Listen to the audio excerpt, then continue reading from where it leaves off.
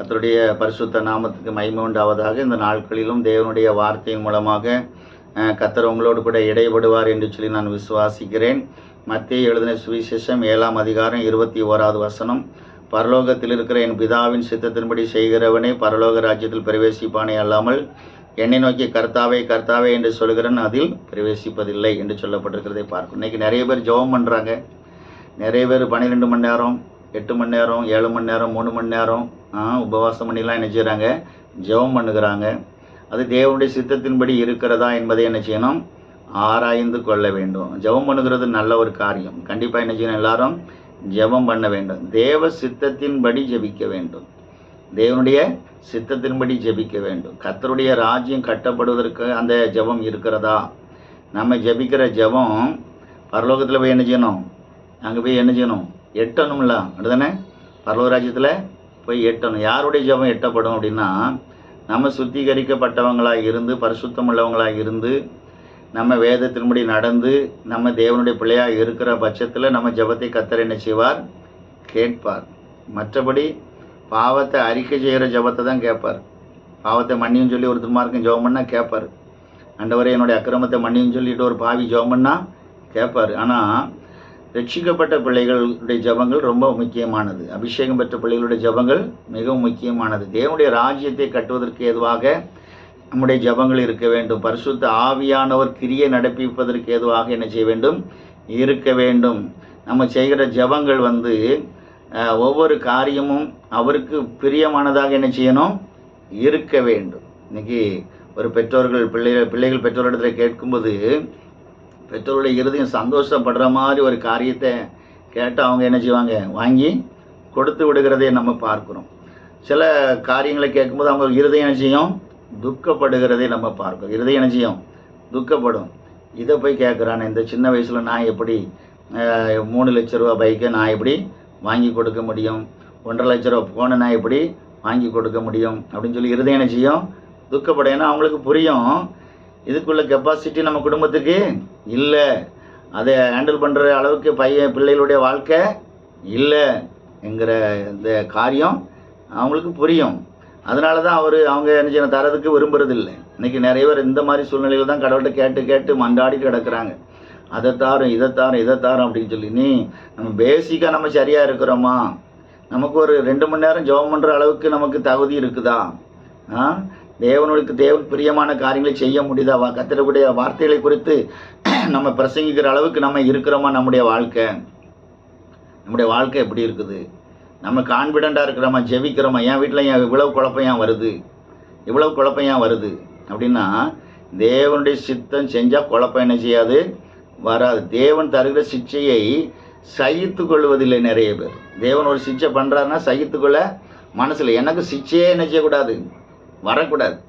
அதனால் பிற்கால வாழ்க்கை நாசமாகி போய்விடுகிறதை பார்க்கும். இன்றைக்கி பிள்ளைகள் பெற்றோர்களை அடிக்கக்கூடாதுன்னு சொல்லிட்டு ரூல்ஸு, டீச்சர்கள் பிள்ளைகளை அடிக்கக்கூடாதுங்கிற ரூல்ஸு, கடைசியில் அது எதில் போய் முடியுது அப்படின்னா, அந்த பிள்ளைகள் எதையுமே சகித்து கொள்ள முடியாத சூழ்நிலைக்கு மாறி விடுகிறார்கள். கடைசியில் அந்த கோபத்தில் கத்தியை வச்சு டீச்சரை கொலை பண்ணிடுறாங்க, சக மாணவர்களை கொலை பண்ணிடுறாங்க, பிள்ளைகளை தூக்கி பெற்றோர்கள் கிணறு தூக்கி போட்டி விடுகிறாங்கன்னா வளர்ந்த விதம் சகிப்புத்தன்மை இல்லாமல் வளர்ந்துட்டாங்க. பெரியமான கிறிஸ்டியானிட்டின்னு சொன்னாலே, கிறிஸ்தவம்னாலே சகிப்புத்தன்மை ரொம்ப அவசியம். பெரியமானவர்களை சகிக்கணும், மற்றவங்க சொல்கிறத சகித்து கொள்ளணும், கஷ்டத்தை சகித்து கொள்ளணும், ஜெபம் பண்ணணும். அந்த ஆண்டவர் கஷ்டம் வராமல் இருக்கட்டும்னு சொல்லிட்டு, ஒருவேளை அது பரலோகத்திலிருந்தே கொடுக்கப்பட்டால் நம்ம அதை உதறி தள்ள கூடாது. இந்த என்னிடத்தில் வாருங்கள் கற்றுக்கொள்ளுங்கள், என்னுடைய நுகம் லகுவாயும் அது மெதுவாயும் இருக்குன்னு சொல்லியிருக்கிறார் இயேசு கிறிஸ்து. அவருடைய சிலுவையை நான் சுமக்க மாட்டேன்னு நம்ம சொல்ல முடியுமா? அவருடைய சிலுவைன்னா என்னது? நம்ம இஷ்டப்படி வாழ முடியாது, கர்த்தருடைய சித்தப்படி தான் நினைச்ச முடியும், வாழ முடியும். பேதுரா தான் சொல்கிறாரு, நீ இது வரைக்கும் உன் இஷ்டப்படி அலைஞ்ச. பேதுருட்டத்தை ஏசப்பா தான் சொல்லுவார், நீ இது வரைக்கும் உன் இஷ்டப்படி அலைஞ்ச. யோவான் 21ஆம் அதிகாரத்தில் கடைசியில் வாசித்து பார்த்தா தெரியும்.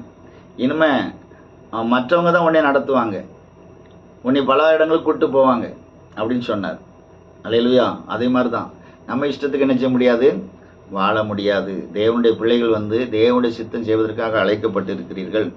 ரோமர் 12:2 வாசிக்கும்போது, நீங்கள் இந்த பிரபஞ்சத்திற்கு ஒத்த வேஷம் தெரியாமல் தேவனுடைய நன்மையும் பிரியமும் பரிபூரணமான சித்தம் இன்னதென்று பகுத்தறியத்தக்கதாக உங்கள் மனம் புதிதாகிறதுனாலே மறுரூபமாகுங்கள் என்று சொல்லப்பட்டிருக்கிறத பார்க்கணும். அல்லேலூயா. இந்த பிரபஞ்சத்துக்கு ஒத்த வேஷம் தரிக்கக்கூடாது. ஒரு சினிமா பார்க்குறவங்க அந்த அதே ஸ்டைலை இங்கே கொண்டு வந்துடுறாங்க, ஊருக்குள்ளே கொண்டு வந்துடுறாங்க. கடைசியில் அந்த ஊருக்குள்ளே கொண்டு வந்த ஸ்டைல் எங்கே வந்துடுது? சர்ச்சுக்குள்ளேயும் வந்து விடுகிறது. சர்ச்சுக்குள்ளே வந்து விடுகிறது. கர்த்தர் அதை என்ன செய்கிறாரு? பார்க்கிறார். இதுக்கு தான் நான் உன்னைய அழைச்சேன்னா, உன்னைய பார்த்து அவங்க வாழ்கிறதுக்கு பதிலாக அவங்கள பார்த்து நீ என்ன செய்கிற? வாழ்ந்துட்டுருக்குற. உன்னைய பார்த்து அவங்க மனம் திரும்பணும். அவனை பார்த்து நீ என்ன செய்யக்கூடாது? மனம் திரும்பக்கூடாது. ஒரு ஊருக்கு போனால் அவங்கள ரட்சிப்புகளை நடத்தணும். அவங்களே மாதிரி நம்ம பாவியாக மாறிவிடக்கூடாது. கடைசியில் போய் நம்மளை துரத்திடுவார். எப்படி சோதங்குமார பட்டணத்துக்கு போன லோத்துவை கடைசியில் கர்த்தர் துரத்தினார் பார்த்தீங்களா? காரணம் என்ன அப்படின்னா, அவங்கள ரட்சிப்புகளை நடத்த முடியல, இவங்களுடைய பரிசுத்தம் அவங்கள மேற்கொள்ள முடியல, அவங்களுடைய பாவம் இவங்கள மேற்கொண்டது. அதனால தான் அவங்க மருமக்கமாரே அவங்க லோத்து சொல்கிறத கேட்கவில்லை. பாருங்க, வரமாட்டோன்ட்டாங்க. அவங்க கர்த்தர் சொல்கிறத நாங்கள் நம்ப மாட்டோம் அப்படின்ட்டாங்க. கடைசியில் இவங்க தான் ஓட வேண்டிய சூழ்நிலை ஆகிப்போச்சு. இன்றைக்கி நம்ம என்ன காரியம் செஞ்சுருக்கோம்? உலகத்துக்கு ஒத்த வேஷம் தரிச்சிட்டு இருக்கிறோமா? மறுரூபமாயிருக்கிறோமா? அதனால் தேவ சித்தம் என்ன என்பதை அறிந்து கொள்ளுங்கள். நம்ம போடுற ட்ரெஸ்ஸில் தேவ சித்தம் தெரியணும். நம்ம ஹேர் ஸ்டைலில் தேவ சித்தம் இருக்கணும். நம்முடைய பழக்க வழக்கம் நடவடிக்கையில் தேவ சித்தம் காணப்பட வேண்டும். நம்முடைய ஊழியத்தில் காணப்படணும். நம்ம வீட்டில் காணப்படணும். அவர் தர்றதை ஏற்றுக்கொள்ளணும். நான் இந்த இதிலெல்லாம் இப்படி இருக்க மாட்டேன், நான் எங்கள் லைஃப் வேறு, நாங்கள் ஐஃபையாக வளர்ந்துட்டோம் அப்படின்லாம் சொல்லவே முடியாது. இயேசு கிறிஸ்து வாழாத வாழ்க்கையை நம்ம வாழ்ந்துட்டோம். அவர் தங்கத்தின் மேலே நடந்தவர். பரலோகத்தில் வீதியெல்லாம் சுத்த பொன்னாக இருந்தது என்று சொல்லப்பட்டு அங்கே இருந்தவர், சிங்காசனத்தில் இருந்தவர். அவரை தூதர்களே வணங்குகிற சூழ்நிலையில் இருந்தவர். எல்லாரும் அவரை வணங்குகிற சூழ்நிலையில் இருந்தவர். அந்த வணக்கத்தெல்லாம் விட்டுட்டு, அந்த மரியாதையை விட்டுட்டு, இன்னைக்கு காரி துப்புற அளவுக்கு உள்ள ஒரு வாழ்க்கையை அவர் என்ன செய்தார்? ஏற்றுக்கொண்டார். அல்லேலூயா. இதுதான் தேவ சித்தம். ஏன்னா அது பரலோகத்துக்கு ஏற்றதாக இருந்தது. அது பிதாவினுடைய சித்தமாக இருந்தது. ஏனென்று சொன்னால் அது இந்த பரலோகத்தில் இந்த பூலோகத்தில் பரலோகத்தை கொண்டு வருவதற்கு ஏதுவாதாக அது மாறினது. தேவனுடைய வசனத்தை கொண்டு வருவதற்கு ஏதுவான ஒரு வடிகாலாக மாறிட்டு இன்றைக்கி எத்தனை பரிசுத்தவான்கள் எழும்பியிருக்கிறாங்க. அது மூலமாக எத்தனை தேவனுடைய வார்த்தை அங்கே நிறைவேற்றப்படுகிறது. எத்தனை வாக்கு தத்தங்கள், எத்தனை தீர்க்க தரிசனங்கள் இந்த பூமியில் விதைக்கப்பட்டு கொண்டு இருக்கிறது. எதற்கு? அவர் அதை ஏற்றுக்கொண்டபடியினால தான் பிரியமானவர்களே. அதனால் தேவன் தருகிறது எதுவாக இருந்தாலும் ஏற்றுக்கொள்ளணும். எதுவாக இருந்தாலும் ஏற்றுக்கணும். ஏன்னா முடிவு ஆசீர்வாதமாக இருக்கும். முடிவு ஆசீர்வாதமாக தான் இருக்கும். நிச்சயம் ஆசீர்வாதமாக. கஷ்டம் இல்லாத வாழ்க்கையே கிடையாது. நீங்கள் வேதாகமத்தில் இருக்கிற ஜெயிச்ச எல்லாருடைய வேதாகம பக்தர்கள்லாம் கஷ்டப்பட்டு தான் என்ன செஞ்சுருக்காங்க? முன்னேறி இருக்காங்க. அவங்க ஆரம்பம் கஷ்டமாக தான் இருக்கும், முடிவு சம்பூரணமான ஆசீர்வாதமாக என்ன செய்யும்? இருக்கும். பிரியமான ஆரம்பத்தில் கேலியும் கிண்டலுமாக இருக்கும். ஆரம்பத்தில் தரித்திரத்தில் கூட இருந்திருப்பாங்க, வேதனையில் இருந்திருப்பாங்க, அற்பமாக எண்ணப்பட்டவங்கள இருந்திருப்பாங்க. ஆனால் முடிவை பார்த்தீங்கன்னா ஆசீர்வாதமாக இருக்கும். அதனால் உங்களுடைய வாழ்க்கை நீங்கள் ஆராய்ச்சி பாருங்கள். நான் தேவ சித்தம் செய்கிறேன்னா, தேவ சித்தம் செய்யாமல் சும்மா எனக்காக வேண்டி நான் அழுது கொண்டு இருக்கிறேன், சாப்பாட்டுக்காக வேண்டி ஜெபம் பண்ணுறோமா? நம்முடைய எண்ணத்துக்காக வேண்டி ஜெபம் பண்ணிகிட்ருக்குறோம். ஆண்டவரே என்னை எதுக்கு படைச்சிங்க? நான் என்ன செய்ய சித்தமாயிருக்கிறேன்? அப்படி கேட்கணும். பவுல் கேட்டால், நான் என்ன செய்ய சித்தமாயிருக்கிறீர்? அப்போ தான் கர்த்தர் சொன்னார், புறஜாதிகளுக்கு சொல்லவும் ராஜாக்களுக்கு என்னை குறித்து அறிவிக்க நான் அவனை தெரிந்து கொண்டேன் அப்படின்னு சொன்னார். அல்லேலூயா. அப்போ எல்லாரையும் பவுலமாய் தெரிந்து கொண்டிருக்க முடியாது. நானும் சிலர் பவுலுக்கு சேவை செய்கிறதுக்கு கூட நம்ம ஆட்களாக இருந்திருக்கலாம். பவுலை ஊழியத்தை சப்போர்ட் பண்ண ஆக்கிலா பிரிஸ்கிலாவை கூட என்ன செய்யலாம்? நம்ம இருக்கலாமே. அந்த பவுல் வரும்போது நமக்கு வீட்டை திறந்து கொடுக்குற ஒரு குடும்பஸ்தனாக நம்ம என்ன செய்யலாம்? இருக்கலாம். பவுலுக்கு ஒரு நேரம் சாப்பாடு கொடுக்குறவங்களா நம்ம இருக்கலாமே. பவுலை உற்சாகப்படுத்துகிறவங்களா என்ன செய்யலாம்? இருக்கலாமே. பவுலை அடித்து கீழே ஒரு கிராமத்தில் போடும்போது அது தூக்கி 2 பேர் கொண்டு போயிருப்பாங்கள்ல, கொண்டு போய் அவங்களுக்கு சேவகம் பண்ணியிருப்பாங்கள்ல, அவங்களுக்கு ட்ரீட்மெண்ட் கொடுத்துருப்பாங்களே, அந்த பகுதியாவது நமக்கு கிடைச்சிருக்குமே பிரியமானவர்களே. அதனால் நம்ம தேவ சித்தம் என்ன என்பதை அறிந்து கொள்ளணும். பிசாசை விரட்டுறது தான் தேவ சித்தம் கிடையாது. அதான் கர்த்தர் சொல்கிறேன், என்னை நோக்கி கத்தாவேன்னு சொல்கிறோம், அதில் பிரவேசிப்பதில்லை. பிதாவினுடைய சித்தத்தின்படி செய்கிறவன் தான் என்ன செய்வான்? பிரவேசிப்பான்னு சொல்லியிருக்கிறோம். நாங்கள் பிசாசுகளை துரத்தின அந்த மனுஷன் இன்றைக்கி சபைக்குள்ளே இருக்கிறான்னா அதை பார்க்கணும். பிசாசுகளை துரத்தப்பட்ட மனுஷன் இன்னைக்கு ஊழியம் செய்கிறானா, இல்லைன்னா பரிசுத்தமாக இருக்கிறானா?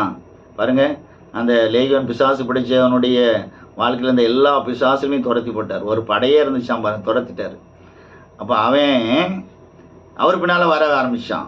அது தேவ சித்தமாக இல்லை. அதான் கதை சொன்னார், ஏன் என்ன பின்பற்றி வராத, உனக்குள்ள குறிப்பிட்டப்பட்ட சித்தம் என்ன தெரியுமா, தெற்கபோலியா நாட்டில் போய் இதை அறிவி அப்படின்னு சொன்னார்.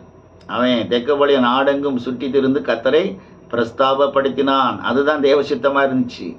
இவர் பின்னால் போகிறதுக்குன்னு ஒரு கூட்டத்தை கர்த்தர் தனியாக வச்சுருந்தார். அப்போ இதுதான் முக்கியமான ஒரு காரியம். பாருங்களேன், ரெண்டும் நல்ல காரியம்தான். அவர் பின்னால் போகிறதும் நல்ல காரியம்தான், ஊழியம் செய்கிறதும் நல்ல காரியம்தான். ஆனால் என்ன சித்தம் அவர் சொன்னார் பார்த்தீங்கன்னா, என்ன நீ பின்பற்றி வராத. எத்தனை பேரை பின்பற்றி வான்னு சொல்கிறாரு. நீ என்னை பின்பற்றி என்ன செய்யாத, வராத, நீ உன் இனத்தாருக்கு உன் வீட்டாருக்கு போய் சொல்லு அப்படின்னு சொல்கிறாரு. அல்லேலூயா. அப்படி தான் இருக்கும் தேவனுடைய காரியம். இன்றைக்கி அறியாமையில் நம்ம மூழ்கி கிடக்கிறோம். அப்போது நம்முடைய வாழ்க்கையில் இன்றைக்கி நம்ம அறிந்து கொள்ள வேண்டும். கர்த்தரை அறிகிற அறிவை எனக்கு தாங்கப்பா அப்படின்னு சொல்லி என்ன செய்யணும், கேட்டு அதை பெற்றுக்கொள்வோம். கர்த்தர் நம்மை ஆசீர்வதிப்பார், நம்மை மேன்மைப்படுத்துவார், நம்முடைய குறைவுகளெல்லாம் நீக்கி மேன்மையானவைகளை என்ன செய்வார், தருவார். அதனால் ஆண்டவர்கிட்ட ஜெபம் பண்ணும்போது, ஆண்டவரே உம்முடைய சித்தம் செய்ய எனக்கு கிருபை தார். மனசுக்குள்ள அப்படி நினச்சிட்டு, ஆண்டவரே எனக்கு தெரியாதப்பா, நான் பாவி, நாங்கள் அந்தளவுக்கு ஞானம் இல்லை, உம்முடைய சித்தம் கண்டுபிடிக்கிற அளவுக்கு எங்களுக்கு புத்தி இல்லை, ஞானம் இல்லை, அறிவில்லை. ஆனாலும் உம்முடைய சித்தமாக எங்களை என்ன செய்யுங்க, நடத்துங்கன்னு சொல்லி பாருங்கள். கர்த்தர் நிச்சயமாக நமக்கு செவி கொடுக்கிற தேவன், நல்ல தேவன், அன்புள்ள தேவன், இரக்கமுள்ள தேவன், மனதுருக்கமுள்ள தேவன், நம்முடைய கண்ணீரை பார்க்கிற தேவன். அவருடைய சித்தத்துக்குள்ளே நடத்தி உங்களுக்கு பரிபூரண நன்மைகளை கர்த்தர் என்ன செய்வார், தந்து வழி நடத்துவார். ஆமேன், ஆமேன், ஆமேன்.